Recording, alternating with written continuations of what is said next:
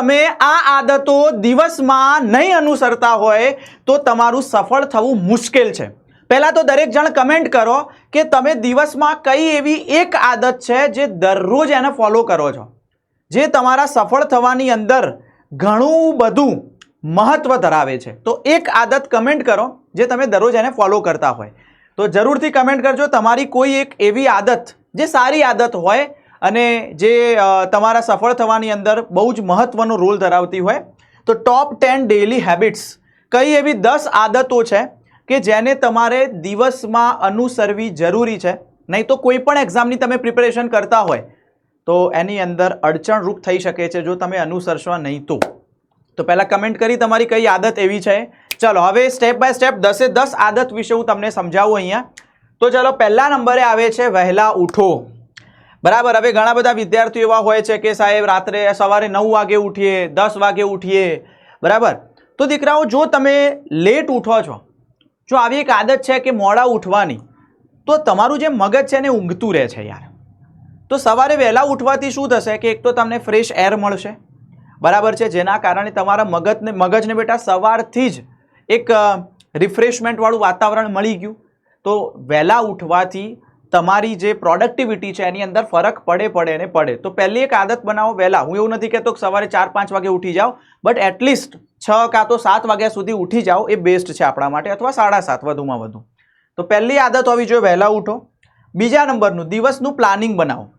હવે ઘણા બધા વિદ્યાર્થીઓ શું કરતા હોય ખબર છે, આખા વર્ષનું પ્લાનિંગ બનાવે કે હું આટલું આ કરીશ, પેલું કરીશ. એવું નહીં કરવાનું યાર. તમે ઉઠ્યા સવારે, પહેલાં તો પ્લાનિંગ કેવી રીતે બનાવવાનું, એક ડાયરી લેવાની જેમાં મહત્વના કામ હોય લખી દેવાના. જેમ કે ભાઈ ચલો આજે મારે 3 લેક્ચર ભરવાના છે, પછી મારે આ હોમવર્ક કરવાનું છે, આ ડીપીપી સોલ્વ કરવાની છે, આ નોટ્સ બનાવવાની છે અને આનું રિવિઝન કરવાનું. એવા મહત્વના કામ ખાલી મગજ લખવા નહીં તો એ મગજમાં યાદ રાખી દો. અને એક પ્લાનર પ્રોપર બનાવી દીધું. આનું કહેવાય લખવાની જરૂર નહીં ભાઈ પ્લાનર બનાવવા માટે, મગજથી ખાલી તમારે એક ફિક્સ કરી દેવાનું છે. તો પ્રોપર પ્લાનિંગ હોવું જોઈએ જેના કારણે તમને યાદ રહે કે મારે આટલા કામ કરવાના છે.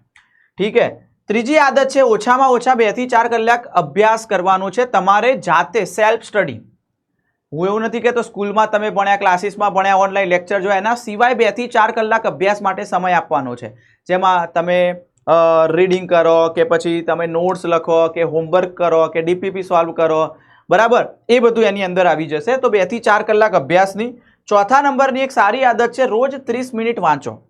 જેમ કે આજે સન્ડે છે, હવે તમારી પાસે કોઈ કામ છે નહીં, ચલો ભાઈ સર હોમવર્ક પણ થઈ ગયું છે, રિવિઝન પણ થઈ ગયું છે, તો શું આજે કંઈ જ નહીં વાંચવાનું? ના, કોઈ પણ એવી બુક લઈ લો. ચલો પછી તમારી અભ્યાસના રિલેટેડ હોય અથવા કોઈ મોટિવેશનલ હોય અથવા તમને મનગમતું કોઈ પણ એક બુક લઈ લો અને એને 30 મિનિટ તો બેટા વાંચવાનું. એટલે એટલીસ્ટ બેટા એવી હેબિટ પાડો દિવસમાં 30 મિનિટ તો વાંચન કરવું ને કરવું, પછી ભલે કામ હોય કે ના હોય. ત્યાર પછી વાત કરીએ 5મા નંબરે નિયમિત કસરત કરો, એક્સરસાઇઝ કરો, યોગા કરો. જો તમારા દિવસની શરૂઆત એક્સરસાઇઝ અને યોગાથી થશે તો ડોપામાઇન રિલીઝ થશે તમારા મગજની અંદર, જેના કારણે તમે હેપી રહેશો, એકદમ ખુશ રહેશો દીકરાઓ, અને વધારે એનર્જેટિક, વધારે એન્થ્યુઝિયાસ્ટિક રીતે તમે કામ કરી શકશો અને પ્રોડક્ટિવિટી પણ વધશે. 6થા નંબરની આદત છે પૂરતું પાણી અને સંતુલિત આહાર.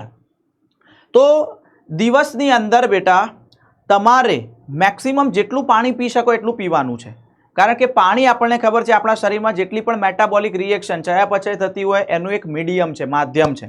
અને સંતુલિત આહાર જેમાં પ્રોટીન, ચરબી, વિટામિન, બરાબર, જે ઇલેક્ટ્રોલાઇટ્સ છે અને કાર્બોદિત, આ બધું મળી રહેતું એવો આહાર લેવાનો. જંક ફૂડ ને બહારનું તે તીખું તળેલું વધારે નહીં, એવું નહીં. સંતુલિત આહાર, તો જ તમારું બેટા બ્રેઇન છે વધારે હેલ્ધી થશે ને વધારે કામ કરી શકશે.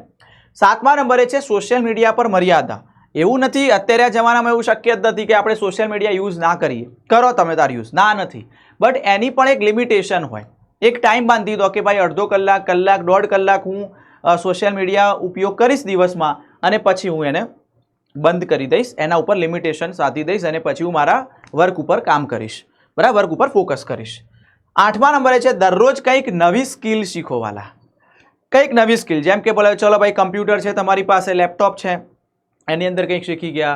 જેમ કે એક્સેલ શીટ છે એની અંદર ચલો આ બનાવતા શીખ્યા તમે, વર્ડ ફાઇલની અંદર આ શીખ્યા, પેઇન્ટિંગની અંદર કંઈક આ શીખ્યા, એઆઈની અંદર કંઈક તમે નવું શીખ્યા. બરાબર. તો કંઈક નવી સ્કિલ કેળવો જેના કારણે તમારું જે માઇન્ડ છે ને વધારે બેટા જાગૃત રહે છે. ત્યાર પછી 9મા નંબરે છે દિવસના અંતે રિવિઝન કરો. આ બહુ જરૂરી છે. દિવસમાં તમે જેટલું પણ ભણ્યા હોય સ્કૂલમાં ભણ્યા હોય, ટ્યુશનમાં ભણ્યા હોય, ઓનલાઈન લેક્ચર્સ જોયા હોય, બરાબર, જે ચેપ્ટર્સ ભણ્યા હોય એને છેલ્લે રાત્રે બેટા 15 થી 20 મિનિટ અથવા અડધો કલાક ટાઈમ આપીને એનું રિવિઝન કરી દો. અને છેલ્લી આદત છે 7 થી 8 કલાકની સારી ઊંઘ. બરાબર, તો આપણે જાણીએ છીએ કે આપણા શરીરને રિફ્રેશમેન્ટ માટે ઊંઘ જરૂરી છે. 7 થી 8 કલાકની ઊંઘ તો જરૂરી છે. ઘણા લોકો 3 કલાક કે 4 કલાક જ ઊંઘતા હોય છે. એવું નહીં કરવાનું, કારણ કે એનાથી તરત માઇન્ડ ઉપર ઇફેક્ટ થાય છે. તો આ આદત બહુ જ જરૂરી છે, 7 થી 8 કલાકની સારી ઊંઘ. તો કમેન્ટ તમે જરૂરથી કરજો તમે આ 10 આદતોમાંથી કઈ આદત ફોલો કરો છો. તો કમેન્ટ જરૂરથી આવવી જોઈએ.